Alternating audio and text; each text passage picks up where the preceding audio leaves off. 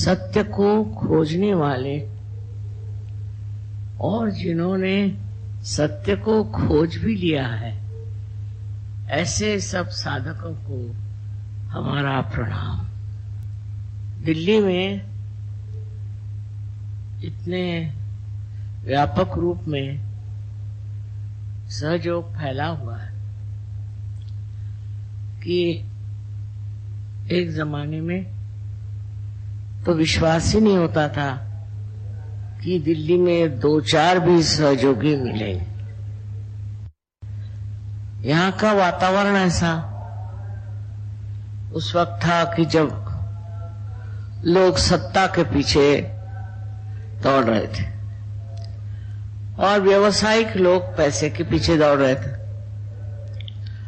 तो मैं ये सोचती थी कि ये लोग अपने आत्मा की ओर कब मुड़ेंगे, पर देखा गया कि सत्ता के पीछे दौड़ने से वो सारी दौड़ निष्फल हो जाती, थोड़े दिन टिकती है। न जाने कितने लोग सत्ताधारी हुए और कितने उसमें से उतर गए। उसी तरह जो लोग धन प्राप्ति के लिए जीवन बिताते हैं, उनका भी हाल वही हो जाता है, क्योंकि कोई सी भी चीज जो हमारे वास्तविकता से दूर है, उसके तरफ जाने से अंत में यही सिद्ध होता है कि ये वास्तविकता नहीं। उसका सुख, उसका आनंद क्षण भर में भंगुर हो जाता है, खत्म हो जाता है। और इसी वजह से मैं देखती हूँ कि दिल्ली में इस कदर लोगों में जागृति आ गई है। ये जागृति आपकी अपनी संपत्ति है, ये आपके अपने शुद्ध हृदय से पाई हुई प्रेम की बरसात। इसमें न जाने हमारा लेना देना कितना है, किंतु समझने की बात यह है कि अगर आपके अंदर ये सूझबूझ नहीं होती तो इस तरह से ये कार्य संपन्न नहीं हो सकता।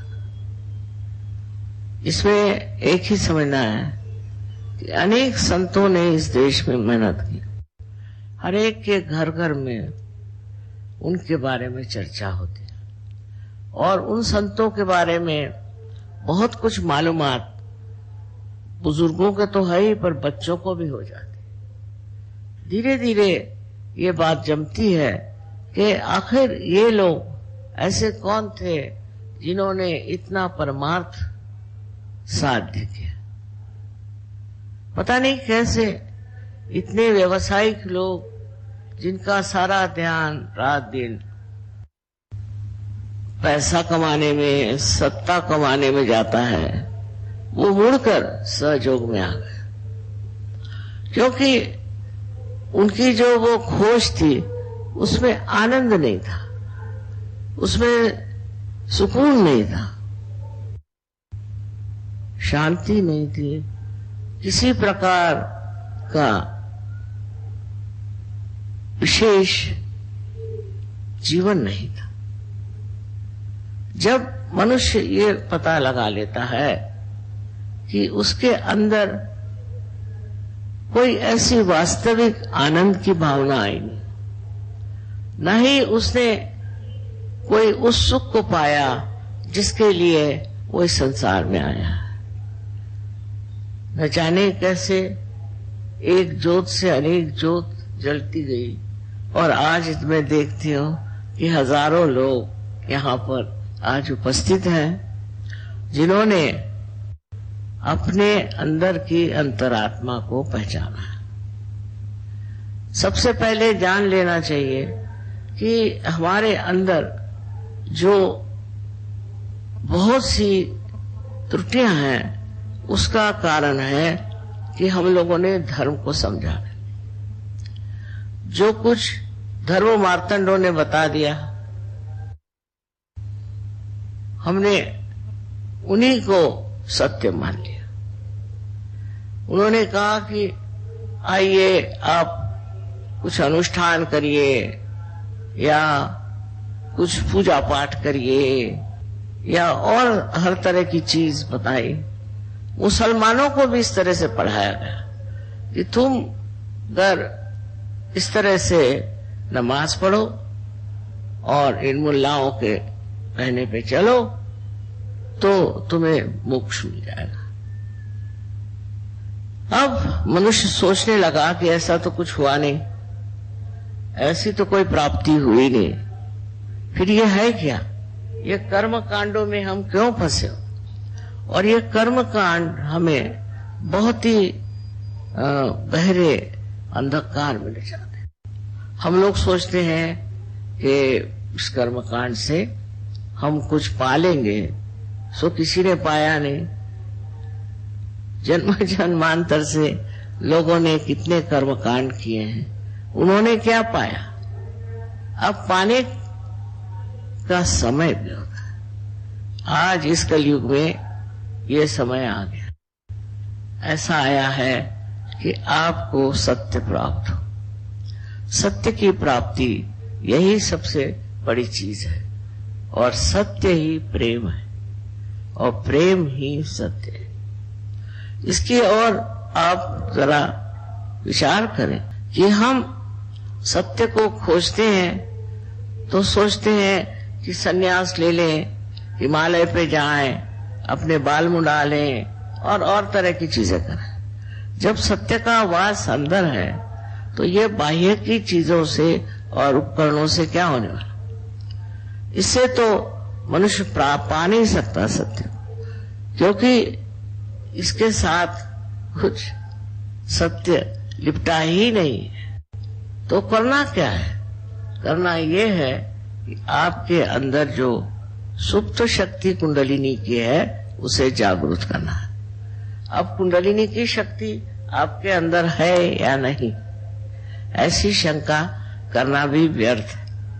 हर एक इंसान के अंदर त्रिकोणाकार अस्थि में कुंडलिनी की शक्ति है, और उसे जागृत करना बहुत ही जरूरी है, जिससे कि आप उस चीज को प्राप्त करें जिसे मैं कहती हूँ सत्य, वास्तविकता। सबने कहा है कि अपने को जानो, अपने को पहचानो, लेकिन कैसे? हम तो अपने को जानते ही नहीं। हम जो हैं अंदर से न जाने कितनी त्रुटियों से भरे हुए हैं। लोभ, मोह, मद, मत्सर, रोग, सब तरह की चीजें हमारे अंदर, और हम ये नहीं समझ पाते कि ये कहाँ से सब आ रही हैं और क्यों हमें इस तरह से ग्रसित किया। इस चीज का अगर आप ध्यानपूर्वक समझे तो एक बात है कि ये त्रुटियां जो हैं ये सब बाह्य की। आत्मा शुद्ध निरंतर, उसके ऊपर कोई भी तरह की लांछना नहीं आती, और जब ये आई है तो ये किसी वजह से आई होगी। हो सकता है कि आपकी परंपरागत आई, पूर्व जन्म से आई, माँ बाप से आई, समाज से आई, न जाने कहां से ये सब चीजें आपके अंदर समाविष्ट हुई। अब इसके पीछे अगर खोजते रहें कि ये कहां से आई, क्या हुआ, इससे अच्छा है कि इसको किसी तरह से नष्ट कर दें। ये हमारे अंदर जो खराबियां हैं यही नष्ट हो जाएं तो फिर क्या हम एक शुद्ध चित्त बन जाते। इसकी व्यवस्था जिस परमेश्वर ने आपको बनाया उसने की। अब आपके अंदर इतनी ही स्वतंत्रता है कि आप अपने को पहचानने के लिए जो सर्वसिद्ध प्रक्रिया है उससे अपनाएं, और वो प्रक्रिया है कुंडलिनी जागरण की। मैं ये बात कह रही हूं, ऐसा नहीं। अनादिकाल से अपने भारतवर्ष में कुंडलिनी और कुंडलिनी के जागरण की बात की गई। हाँ, हालांकि उस वक्त में कुंडलिनी का जागरण बहुत कम लोगों को प्राप्त हुआ, और बहुत मुश्किलें होती, लेकिन इसका भी समय आ जाता है कि ये सामूहिक हो जाए। और आज यही बात है, इस सामूहिक स्थिति में आपने कुंडलिनी का जागरण पाया। अब इस सामूहिक स्थिति पे आकर के जब आप इस कुंडलिनी के जागरण से प्लावित हुए और जब आपके अंदर एक विशेष रूप का चैतन्य स्वरूप व्यक्तित्व प्रकट हुआ है, उस वक्त आपको ये सोचना चाहिए कि वास्तविक मैं तो ये हूं और आज तक न जाने किस चीज के पीछे मैं भ्रामकता में मैं चला।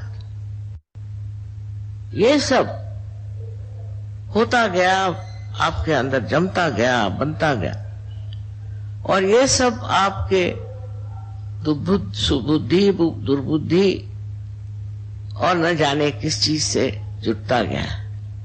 सबसे बड़ी बात है कि हमें अपने को अगर पहचानना है तो सर्वप्रथम हमारा संबंध उस चारों तरफ फैली हुई चैतन्य सृष्टि से होना, चैतन्य से एकाकारिता प्राप्त होनी चाहिए।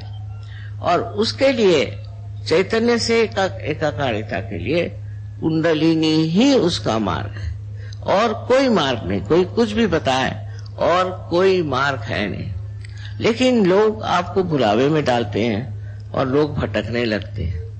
जैसे मैं एक बार एक गुरुजी का प्रवचन सुन रही थी, तो उन्होंने तो शुरू में ही गालियां देनी शुरू कर दी। तो उन्होंने कहा कि आप लोग विकृत हैं। मैंने गाली हो गई, आप लोग विकृत हैं और आप की जो तरीके हैं उसमें आप भगवान को नहीं खोज रहे, आप प्रवृत्ति मार्गी हैं, आप हर एक चीज तरफ दौड़ते हैं। ये तो बात सही है, आप सब इस तरह से एक तरफ से दूसरी तरफ दौड़ते हैं और दौड़ करके और आप अपने को खो जाते हैं। इस दौड़ में इस तरह के प्रवृत्ति में हमारी सारी ही शक्ति नष्ट हो जाती। आज ये चाहिए तो कल वो चाहिए, तो परसों वो चाहिए, भाग रहे इधर से उधर, उधर से उधर, उधर से उधर। अब ये जो उन्होंने गाली बक दी कि आप प्रवृत्ति मार्गी हैं, उसको लोग मान लेते हैं कि अच्छा हम प्रवृत्ति मार्गी हैं, और वो दूसरों के लिए कहते हैं कि आप निवृत्ति मार्गी हैं नहीं, तो आप क्यों आत्मा को प्राप्त कर रहे हो? अगर आप निवृत्ति मार्गी हैं, माने आपकी क्या वृत्ति इधर उधर नहीं दौड़ती, तो आप आत्मा को प्राप्त कर सकते हैं। अब पहले ही इस तरह की एक कठिन समस्या उपस्थित कर दी कि सर्वसाधारण मनुष्य अपने को सोचेगा कि हाँ भाई मैं तो हूं प्रवृत्ति मार्गी, तो वो कहेंगे कि अच्छा ठीक है, आप गुरुओं की सेवा करो, उनको पैसा दो, ये मेहनत करो, ये कर्म कांड करो, इधर पैसा लगाओ, उधर पैसा लगाओ, और जिस तरह से भी हो सके तुम सब कुछ अपना परमेश्वर को दे दो, उसके बाद संन्यास ले लो। और आपको ये बात समझ में आ जाती भाई ये आसान चीज है, पर ये अंधों की बात है। अच्छे भले आंख होते हुए अगर कोई कहे कि तुम अंधे हो तो क्या इसे मान लेना चाहिए? कोई कहे आप प्रवृत्ति मार्गी हैं तो क्या इसे मान लेना चाहिए?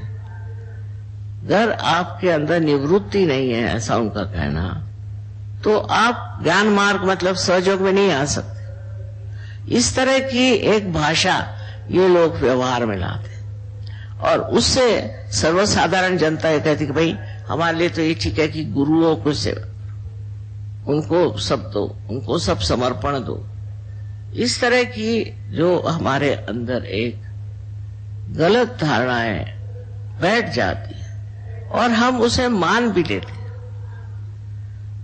क्योंकि हमारे अंदर विश्वास ही नहीं है कि हम कभी अपने आत्मा को पा सकते हैं और जिससे हम अपने को जान सकते हैं। लेकिन विश्वास रखिए, यहाँ आज बहुत से लोग ऐसे बैठे हैं कि जिन्होंने कुंडलिनी का जागरण और उसकी विशेषताओं से पूर्णतः अपने जीवन को प्रफुल्लित किया हुआ, और आप लोग सभी इस प्रकार इस चीज को पा सकते हैं। आप में कोई कमी नहीं, कोई कमी नहीं। ये शक्ति आप सबके अंदर है।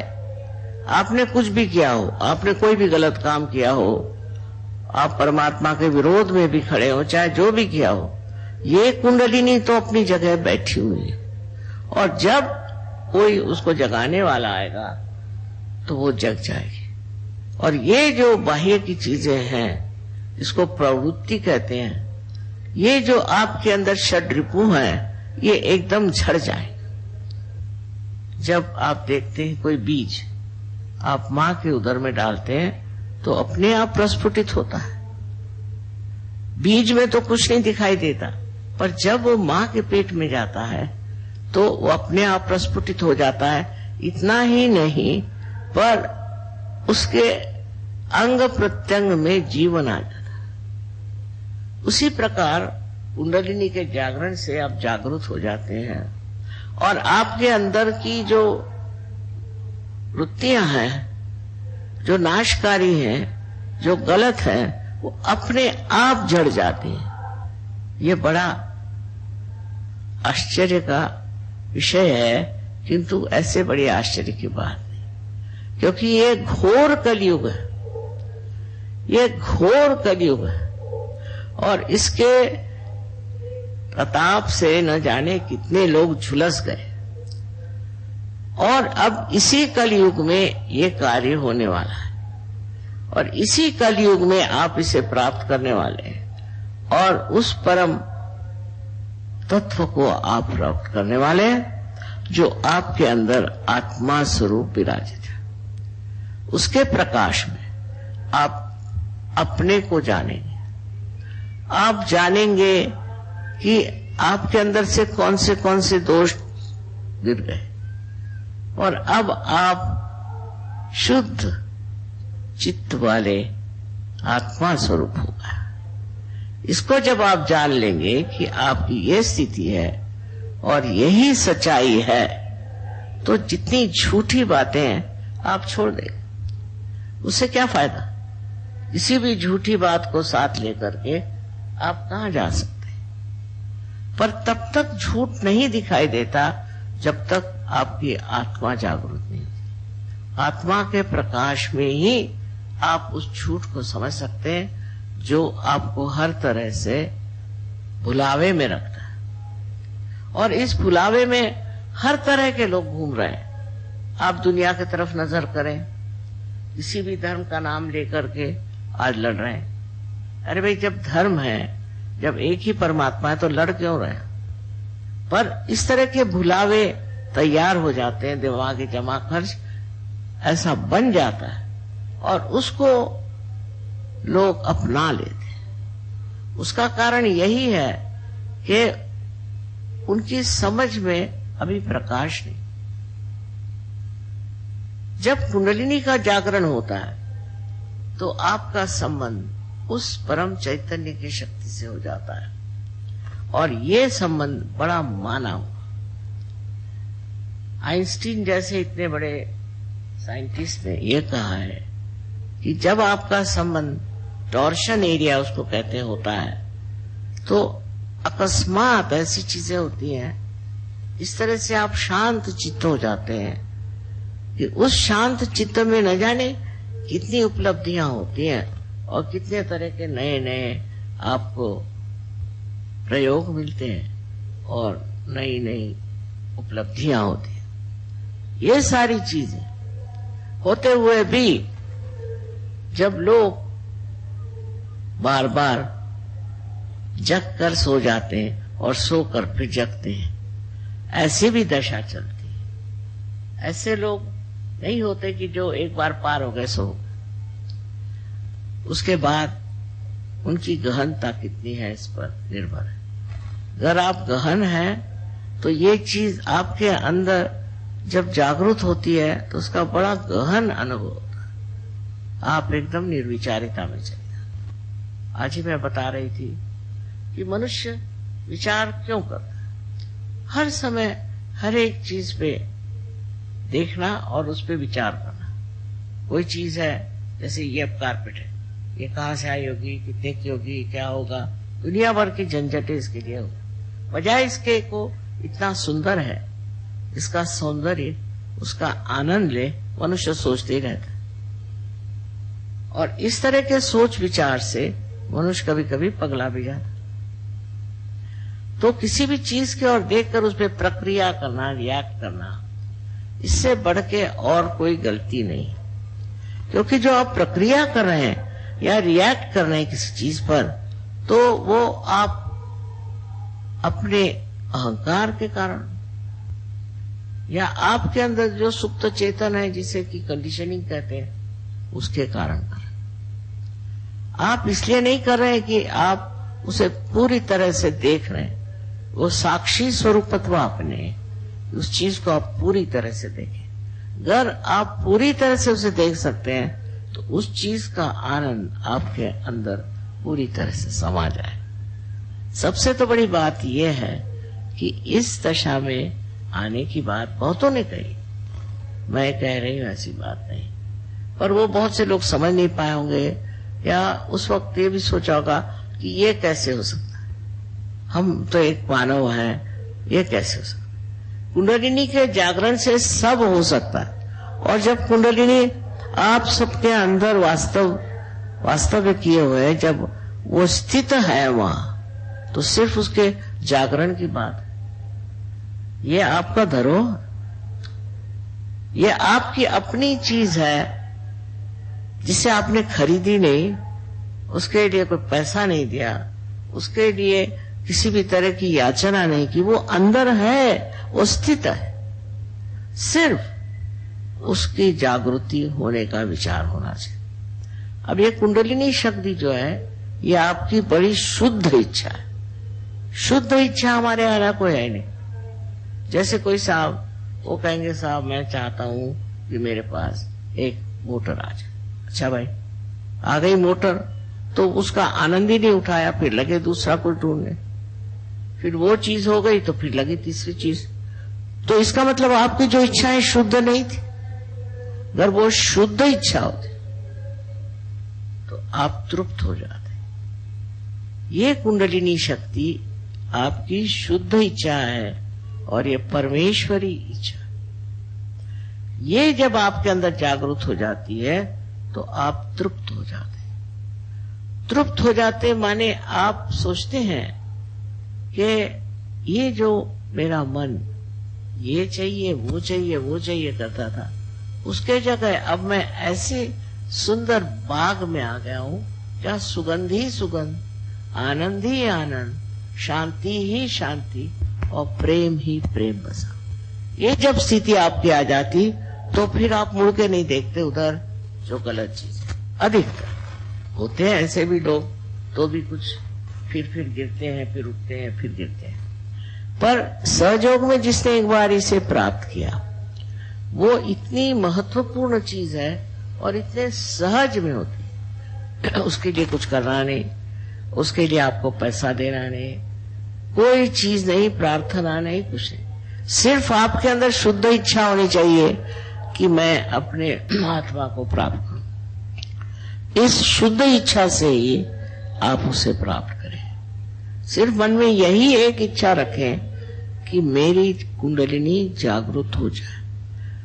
ये इच्छा ही इतनी प्रबल है कि उससे अनेक लोग, अनेक देशों में मैंने देखा कि एकदम से पार हो गए। जैसे एक देश है बेनिन, वहां पर पहले वो मुसलमान लोग थे और वो फ्रेंच लोगों से इतने घबरा गए थे कि उन्होंने मुसलमान धर्म ले लिया।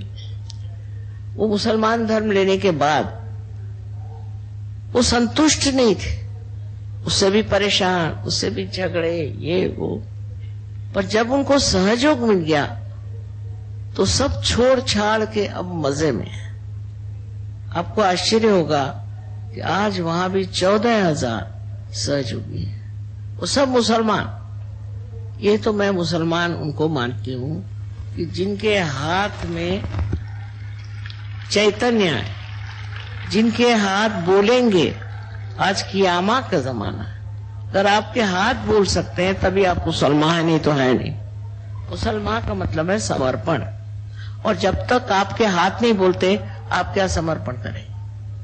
इस तरह से गलत फहमी में पड़े हुए लोग न जाने क्या क्या चीजें करें। इसके लिए ये नहीं है कि आप अगर किसी वेद शास्त्र पढ़े हुए हैं या आप बड़े तीर्थ यात्रा करते हैं और आप दुनिया भर के ब्राह्मणों को, और कहना चाहिए कि आज हमारे पड़ोस में एक बड़े जोरों में मंत्र बोलने लगे, ऐसे लोगों को आप प्रोत्साहित करते हैं और उनकी मदद करते हैं और उनको पैसा देते हैं, इससे कुछ नहीं होने वाला। ये सब बेकार की बातें, बेवकूफी की बातें। समझदारी क्या है कि आपको क्या मिला, आपने सब दिया, आपको क्या प्राप्त हुआ, आपको क्या मिला, क्या आपको अपना आत्म साक्षात्कार मिला। आत्म साक्षात्कार के बाद ही आप जानेंगे कि आप क्या है और क्या आपकी शक्तियां, और क्या कर सकते हैं आप कितने समर्थ हैं। जब तक आपका अर्थ ही नहीं मिलता आप समर्थ कैसे होंगे। इस समर्थता में आप अनेक कार्य कर सकते हैं। मैं तो इतने आश्चर्य में हूं कि परदेश में जब मैं रहती हूँ तो ये परदेसी, इन्होंने तो कभी कुंडलिनी का नाम भी नहीं सुना, पर जब से पार हो गए तो न जाने क्या क्या चमत्कार कर रहे हैं दुनिया भर की चीजों में। और जब ये मुझे बताते हैं तो मैं सोचती हूँ कि ये चमत्कार का भंडारा जो है ये कैसे एकदम से खुल गया, ये लोग इसे कैसे प्राप्त कर। सब तरह से शारीरिक, मानसिक, बौद्धिक आपकी पूर्णतया प्रगति हो जाती है और आप इसे आत्मसात कर लेते हैं। इतनी सुंदर चीज है कि अपने आत्मा को आप जाने। आप ही के अंदर ये हीरा है, आप ही के अंदर ये ज्ञान, आप ही के अंदर सब कुछ है। सिर्फ उसका मार्ग जो है सिर्फ कुंडलिनी जागरण है और कोई। ये मैं आपसे इसलिए बताना चाहती हूँ कि बहुत बार मुझे लोग प्रश्न पूछते हैं कि कुंडलिनी से और कोई मार्ग है। मैंने कहा और कोई मार्ग नहीं। सच बात तो ये, उसमें मेरा लेना देना कोई नहीं, लेकिन आपको तो जो सच है वही बताना है कि कुंडलिनी के जागरण के सिवाय आपके पास और कोई मार्ग नहीं है जिससे आप अपने को भी जाने और दुनिया को भी जाने। सारे दुनिया भर के धंधे छोड़ करके सीधे अपने अंदर बसी हुई इस महान शक्ति का उद्घाटन करना ही आपका परम कर्तव्य। आज आप लोगों को यहाँ देख करके इतने बड़ी तादाद में मेरा हृदय भरा था।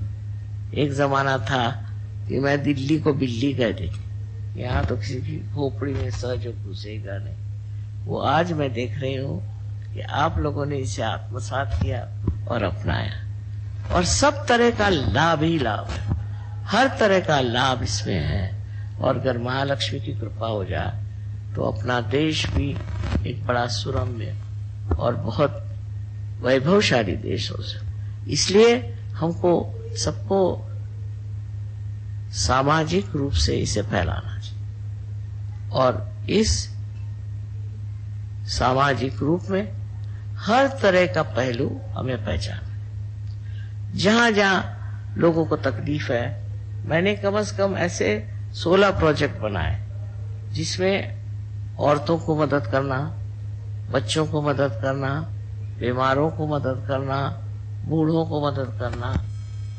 खेतीहर लोगों को मदद करना आदि अनेक से प्रोजेक्ट्स बनाए हैं कि जिसमें सहयोग कार्यशील है। और इस कार्य को करते हुए वो समझते हैं कि ये हमारे अंदर इतनी शक्ति कैसे है। हम रोगों को ठीक करते हैं, पागलों को ठीक करते हैं और सबको व्यसन से छुड़ाते हैं। ये सब शक्तियां हमारे अंदर कैसे है। ये शक्ति आपके अंदर आने का एकमेव साधन है, वो है कुंडलिनी का जागरण, और उसको जागरूक रखना चाहिए। इधर उधर भटकने वाले लोगों को ये ठीक है कि वो एक जगह जरा रुक जाएं और देखें कि आप हैं कौन, आप कितनी महान वस्तु, आप में कितना सामर्थ्य, और उसे आप किस तरह से इस्तेमाल करना चाहिए। मुझे पूर्ण आशा है कि अगले वक्त मैं जब आऊं तो इससे भी दूने लोग यहाँ रहे। इतना ही नहीं, वो लोग कार्यान्वित सहयोग में उसको पा करके आपको संन्यास लेने की जरूरत नहीं, हिमालय पर जाने की जरूरत नहीं, यही समाज में रह करके सहयोग को फैलाना है और इस तरह से विश्व में एक विशेष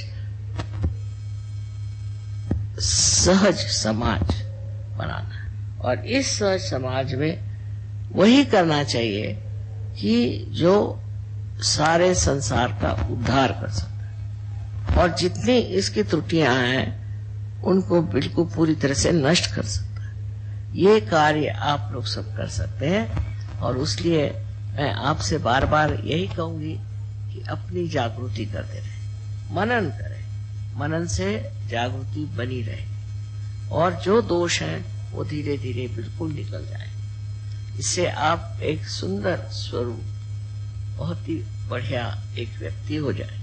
ऐसे अगर व्यक्ति समाज में हो जाए तो ये दुनिया भर की जो आफतें मची हुई हैं, दुनिया में मारा मारी और इस तरह के घोर अत्याचार हो रहे हैं, ये सब रुक जाए, क्योंकि आप एक सुंदर मानव प्रकृति बन जाएंगे और इस सब चीजों से आप दूर रह करके भी इन पर अपना प्रकाश डाल सकते हैं और सब ठीक कर सकते हैं। आज के इस वातावरण में मनुष्य घबरा जा सकता है कि हो क्या रहा है, कैसे हो रहा है। इन सब का एक ये सोचना चाहिए कि एक दिन आता है कि सब चीज सामने आकर खड़ी हो जाए और इतने दिन से चलने वाली ये चीज आज एकदम से उद्घटित हो जाए। इसका कारण क्या कि सब लोगों ने अभी तक आत्मा को वर्ण नहीं। अगर आत्मा को आप अपना लें तो इस तरह की न गलतियां होंगी न ऐसी चीज आगे चले। तो अब ऐसी रुकावट आ गई है, इंसान हठा खड़ा हो गया और सोचता है ये है यही कि आप भटक गए और कुछ लोग तो खाई में गिर गए भटक कर। यही चीजें हैं, इसको समझने की कोशिश करनी चाहिए। इतने सालों से अपने देश में जो महापाप चल रहा था वो आज उद्भव हुआ, सामने आके खड़ा हो गया, छोटे से प्रमाण हो गया। इससे जागरूक होने की जरूरत है कि कहीं हम भी इस भटकावे में तो चल नहीं रहे, हम भी इस तरह लुढ़क तो नहीं रहे कि जहां हमें नहीं जाना चाहिए। आपको आश्चर्य होगा कि आजकल हिंदुस्तान में तो मैं देखती हूँ हर एक को ये बीमारी हो गई। जो देखो वही पैसा बनाता, जो देखो वही चाहता है कि किस तरह से नोच खसोट ले। अच्छा, परदेश में नहीं, परदेश में ऐसा नहीं। यानी मुझे खुद हमेशा घबराहट लग रही रहती है कि लोग मेरे पास इसीलिए आ रहे हैं किस तरह से उससे पैसा निकाल। अब ये पैसा मेरा जो है ये समाज कार्य के लिए, इसलिए नहीं कि कोई चोर उचक्के आए और मुझे लूट ले, पर वो कोशिश करते हैं। इसी प्रकार एक तरह की अपने यहाँ एक भावना आ गई कि जैसा भी हो पैसा बना, पर ये लक्ष्मी नहीं है, ये अलक्ष्मी है। क्योंकि आप तक जब लक्ष्मी आएगी तो बहुत चंचल है और वो ऐसे रास्ते पे ले जाएगी कि आपके अंदर अलक्ष्मी आ जाए और उस अलक्ष्मी में आपको समझ में आ क्या करना। इसलिए किसी भी चीज की ज्यादती करने से पहले ये सोच लेना चाहिए कि हम कहाँ जा रहे हैं, कहाँ अग्रसर हो रहे हैं, कौन से जंजाल में फंस रहे हैं। तो इस तरह की जो भावनाएं हमें हैं कि पैसे के मामले में हमें बहुत सतर्क रहना चाहिए और दूसरे का कैसा पैसा निकाल सकते वो करना चाहिए, ये चलने वाला नहीं। पैसा आप क्या उठा के अपने साथ ले जाएंगे, ये सारा कुकर्म है, ये आप ही के खोपड़ी पे बैठेगा। क्योंकि मानती हूं मैं ये घोर कलयुग है, तो इसी के साथ एक और चल रहा है, उसको मैं कृत युग कहती हूं। जब ये परम चैतन्य कार्यान्वित है और ये परम चैतन्य वो कार्य कर रहा है जिससे बार बार ऐसे लोगों को ठोकरें लगेंगी और वो समझ जाएंगे कि ये हम बहुत ही सामाजिक हित के विरोध में। अगर आपको लोगों का हित पाना है तो आपके अंदर शक्ति है, उसे आप जागरूक करें और उनका हित सोचें। किंतु हित के मामले में भी स्वार्थ नहीं होना चाहिए। असल में अपने यहाँ पर शब्द भी इतने सुंदर है, स्वार्थ। स्वार्थ का मतलब स्व का अर्थ। क्या आपने अपने स्व का अर्थ जाना है? स्व का अर्थ जान लेना ही स्वार्थ है और बाकी सब बेकार। अगर ये चीज हम लोग समझ लें कि हमने अपने स्व का अर्थ नहीं जाना तो हम उधर ही अग्रसर होंगे, वही हम कार्य करेंगे जिसे स्व के अर्थ जानने की व्यवस्था हो। इसलिए आजकल की जो कुछ भी कश्मकश चली हुई है, झगड़ेबाजी चली, इसकी परंपरा बहुत पुरानी अपने देश में स्थित हो गई। पता नहीं कैसे। पहले जब अंग्रेज आए तो वो भी यही धंधे करते थे। उन्होंने हमारे यहाँ से कोहिनूर का हीरा ले गए। उनको जब तक आप कुछ प्रेजेंट नहीं दो तो वो खुश नहीं होते थे। और वो थोड़े प्रमाण में था, अब तो बहुत ही बड़े प्रमाण में हर एक चीज चल पड़ी। तब से शुरू हुआ, बढ़ते बढ़ते हमारे राजकारणी लोगों ने शुरू किया और आगे बढ़ गया। अब राजकारणी नहीं, अब तो हर एक आदमी ऐसा हो रहा है कि जो चाहता है किस तरह से दगा करें, किस तरह से पैसा लूटे। इसका एक ही मार्ग है, वो है सहयोग। इसी से हमारा समाज व्यवस्थित हो जाए, इसी से हमारे समाज में आपसी प्रेम और आदर, न कि हम पैसे का आदर। अब दूसरी बात है सत्ता। सत्ता के पीछे भी लोग पागल। सत्ता चाहिए, काहे के लिए चाहिए सत्ता? इसलिए सत्ता चाहिए। आपकी अपने पे सत्ता नहीं, आप दुनिया भर की सत्ता लेके करोगे क्या? सत्ता चाहिए, हमें ये होना है, हमें वो होना है। किस दिन के लिए? कौन सी उससे लाभ है? उससे आपका क्या लाभ होने वाला है? सत्ता करने के लिए भी बहुत बड़े आदर्श पुरुष हो गए। उनकी हिम्मत, उनका बड़प्पन, उनकी सच्चाई वो तो है नहीं, और सत्ता चाहिए। जैसे कोई आप बंदर को सत्ता दे दीजिए तो वो क्या करे? हमारे मराठी में कहते हैं कि बंदर के हाथ में जली हुई लकड़ी दे दीजिए तो वो तो सब कुछ जलाते फिरेगा। वही है आज सत्ता का रूप कि सब बंदर जैसे अपनी सत्ता को इस्तेमाल करते हैं पैसा कमाने, और पैसा कमाते हैं सत्ता के। इस तरह के इन दोनों के द्वंद्व में चलने से आज अपना देश बहुत ही गिर गया सामाजिक रूप से। सहयोग उसका इलाज है। सहयोग में आने से आप समझ जाएंगे कि ये महामूर्खता है, और इस मूर्खता को सहयोगी नहीं करते। और जिस दिन सहयोग बहुत फैल जाएगा उस दिन ये सब चीजें अपने आप नष्ट हो जाएंगी, ये रह ही नहीं सकती। इसीलिए आपको समझना चाहिए कि आजकल जो हम घबराए हुए हैं कि अपने समाज का क्या हो रहा है, उसको ठीक करने का भी, उसको सही रास्ते पर लाने का भी उत्तरदायित्व आप कर सकते हैं। आप जो सहयोगी हैं ये कर सकते हैं, और जो नहीं भी है उनको सहयोग करना चाहिए। हमें अगर अच्छी समाज व्यवस्था चाहिए, अच्छी एक व्यवस्था ऐसी हो कि जिसमें कोई किसी को खसोटे ना, मारे ना, और सब लोग आपस में प्रेम भाव से रहें, तो इसका इलाज सिर्फ सहयोग कर सकते। सहयोग दिखने में सीधा साधा है, और सबके अंदर शक्ति होने से सब सोचते हैं कि अब तो पार हो जाए, पर इसमें रचना पड़ता है, इसमें रमना पड़ता है, और उसके बाद ही इसकी शक्तियां पूरी तरह से जागृत हो जाती, और उससे आप हिंदुस्तानी नहीं सारे संसार का उद्धार कर सकते हैं, और इस उद्धार की व्यवस्था। अब इसमें कुछ कुछ लोग ऐसे हैं कि वो शैतानी के पीछे, उनकी इच्छाएं शैतानी। ठीक है, ऐसे लोग रह जाए। मैंने बहुत बात आपसे बताया है कि अब ये जो है आखिरी जजमेंट आ गया। इस वक्त में आप अगर अच्छाई को पकड़े तो आप उठ जाएंगे, और अगर बुराई को पकड़े तो आप दब जाएंगे। हमें देखना चाहिए कि किस तरह से जगह जगह भूकंप आते हैं तो क्या होता है।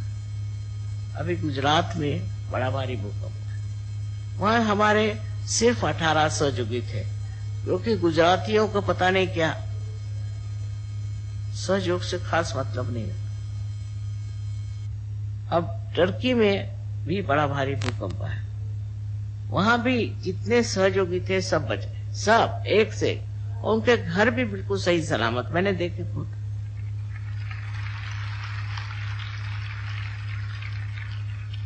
क्योंकि आप परमात्मा के साम्राज्य में आ गए तो आपका संरक्षण है, आपको कोई मार नहीं सकता, कोई आपको नष्ट नहीं कर सकता। ऐसे ही और भी जगह जहां भूकंप हुए वहां भी हमने यही देखा कि सहयोगी एक भी नष्ट नहीं, न उसका घर नष्ट हुआ। लातूर की ये बात है कि लातूर में हमारा जहां सेंटर था उसके चारों तरफ खंदक बन गया, चारों तरफ, और बीच में सेंटर बिल्कुल ठीक, और एक भी लातूर का सहयोगी मरा नहीं। कैसा हुआ कि चतुर्दशी के दिन गणपति को विसर्जित करते हैं, सबने विसर्जन किया और विसर्जन करके आए, और उनमें से जो लोग दुष्ट प्रवृत्ति थे उन्होंने शराब लेके पीना, शराब पी करके नाच रहे थे, और नाचते नाचते सब जमीन के अंदर। पर एक भी लातूर में, एक भी सहयोगी लातूर में किसी भी तरह से कोई भी बात वंचित नहीं। उसका घर जैसे कि जैसे रहा, उसकी गृहस्थी, उसके बच्चे सब ठीक। ये क्या चमत्कार नहीं तो और क्या। इसी प्रकार आप भी समझ लें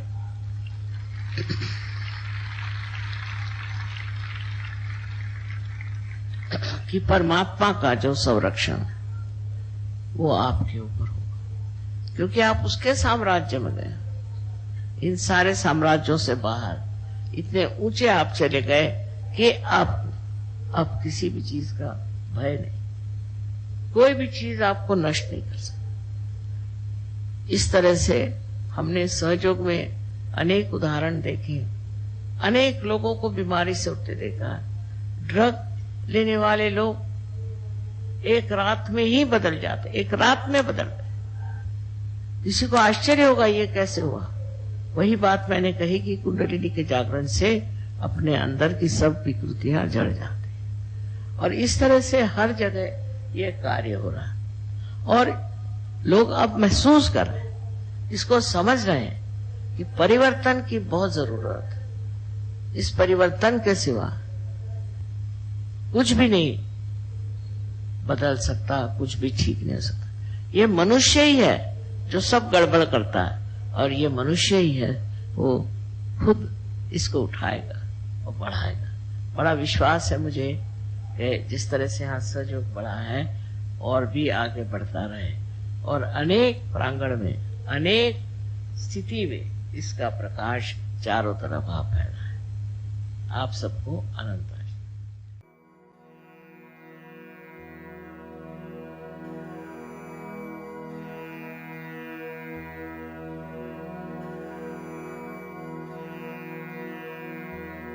Mm-hmm.